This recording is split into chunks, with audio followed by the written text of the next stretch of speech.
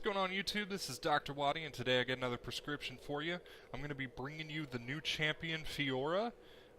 This character is really strong right now, at least from what I have seen. I'm going to be doing basically the whole champion from item builds to lane explanation to item explanation, how her abilities work, and so forth. I've enlisted the help of my brother Fane to help me do a little bit of the demonstrations. So I'm going to go ahead and cover her starting items. I like to start with cloth items, 5 health potions if I'm going to be going top, which I will be, because I'm going to be going up with my brother.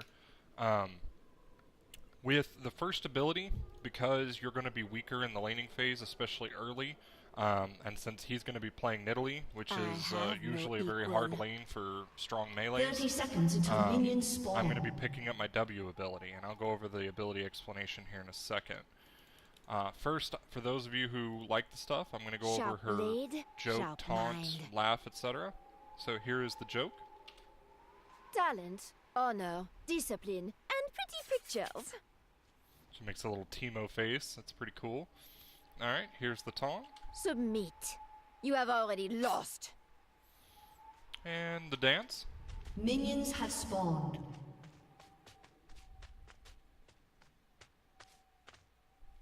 Is this supposed to And be a then the laugh. challenge?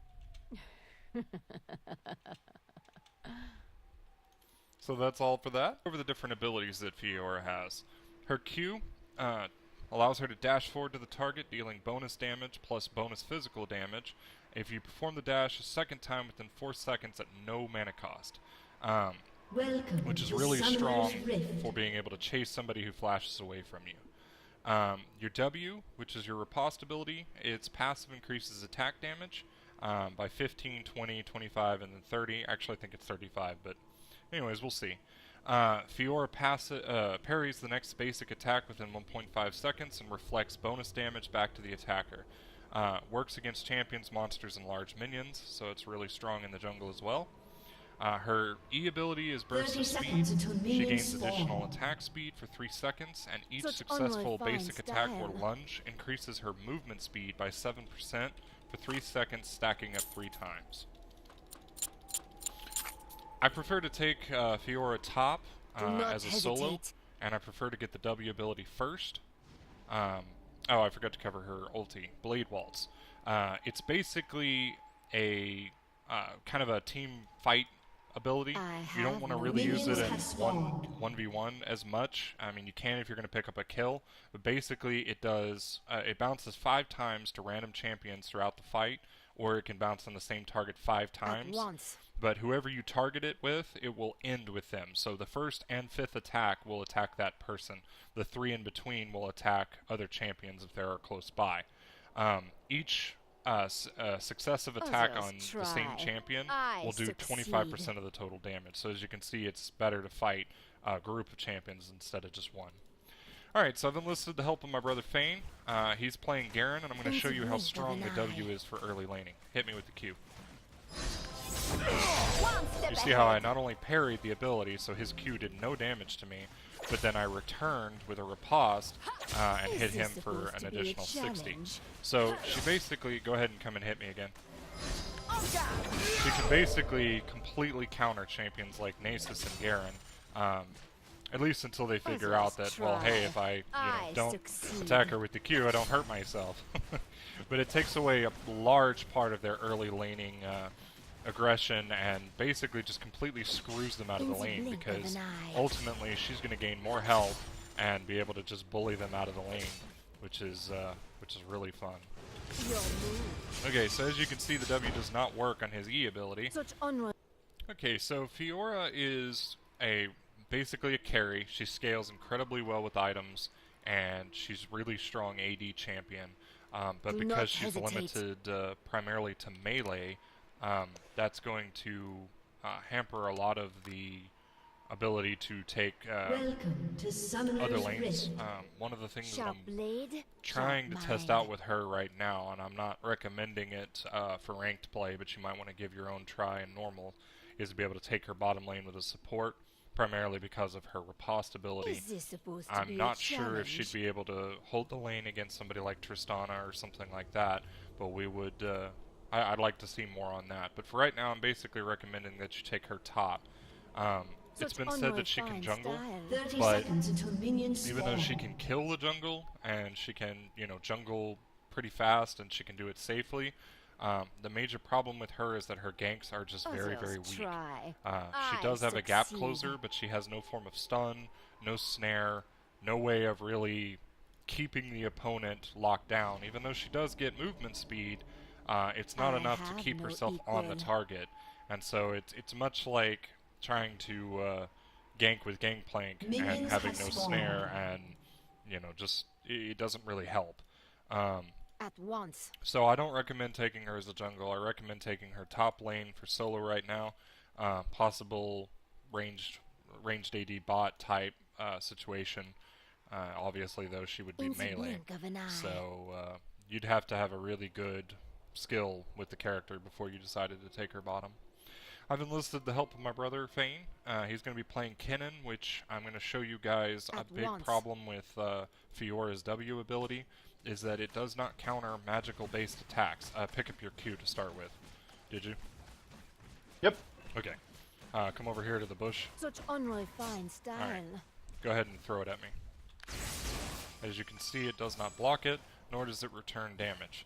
So, anytime you're going to be fighting somebody like Nidalee or Kennen I or have something no like that, equal. obviously you want to get boots and try and keep the creeps in between you and him, and then do your best to try and dodge any of the skills. So, keep that in. Fiora is going to be a tanky DPS type champion, even though she can technically be a carry. If you try to play her like a carry, very similar to Tryndamere, you're not going to be able to survive in team fights, because you're not going to have, obviously, Tryndamere's ultimate. You're just going to be way too squishy. I mean, it'd be like having Pantheon, you know, diving into the backfield. 1v5, you're never going to be able to do that. Obviously, your job is to try and burst and do as much damage as possible, but in order to do that, you're going to need some sustain and some ability to stay alive. So, depending on who you're laning against, if you're laning against a champion that has a lot of harass like Kennen, or skill shots, obviously you want to start with boots and 3 health potions. If you're laning against somebody like Garen or Nasus, who's going to be doing a lot of attack damage and auto-attacking, you want to get cloth armor and 5 health potions. I like to get a Wriggles on her because it just facilitates a lot more farming and lane sustain. She benefits from the lifesteal and the attack damage as well as the armor. Merc Treads are pretty much a no-brainer for her because she has no way of escaping crowd control, and so that tenacity is going to be a huge benefit for her. Instead of going things like Bloodthirster or even Black Cleaver, especially early, I like to get either a Frozen Mallet to be able to just chase and never allow anybody to ever get away from you, or picking up a Warmogs and then obviously going with an Atmos Impaler after that. She benefits greatly from crit. The armor helps her a lot, being able to push. She's actually really good at pushing towers, and general, just the overall fighting sustain that she can have with an Atmogs or even a Frozen Mallet, depending on if you have those champions that are really good at escaping, like an Ezreal or something like that. So keep that in mind. As far as luxury items go, a Black Cleaver is a great item because her ultimate allows her to stack that up easily, and so does her E. Obviously, you want lanes or lifesteal so that you can be able to sustain in fights. That also works with her ultimate ability and her E, so she can basically keep herself alive and be able to just rip people to shreds with enough armor. And depending on if the enemy team has a lot of magic resist or magic abilities, you might want to pick up some magic resist. Some good items for that is obviously a Banshee's Veil, or you may just want to go the Guardian's Angel route, so that even if you do get bursted down by, let's say, Kennen's ultimate, that you'd be able to get right back up and then pull off like an ultimate, heal yourself back up, and hopefully the fight will have changed hands by Do then. not hesitate. As for runes and masteries, for runes I like to In go, the blink of an eye. I think it's 8 armor penetration, so it's like 5 armor penetration marks, and then the rest I get ability, like attack damage, and I get quintessences that are attack damage, armor seals, and then for your glyphs, there's a little bit of leeway there. You can either get some cooldown reduction, so you'd have more parry, or you can get mana regeneration, so you'd be able to sustain in the lane a little bit longer. Transitions a little bit into late game for some of those fights that kind of drag on, or if you're, you know, pushing a lot, or if you're having to fight on towers a lot, that can help out. Maybe you won't really need attack speed, and you won't benefit much from any more attack damage from glyphs. You're just not going to get much there. So that's pretty much your only options. Magic resist is always good, especially if you're going top and you're not going to be facing somebody like Kennen. Your turret has been You destroyed. can set up a rune page to have armor and then magic resist per level, or if you want to just have a generic page that you're going to be good against pretty much all opponents, then just get flat magic resist for your glyphs and flat armor for your seals. As for masteries, because she's a carry, she's going to scale really well with the offensive tree. I like to go 21 points in offense.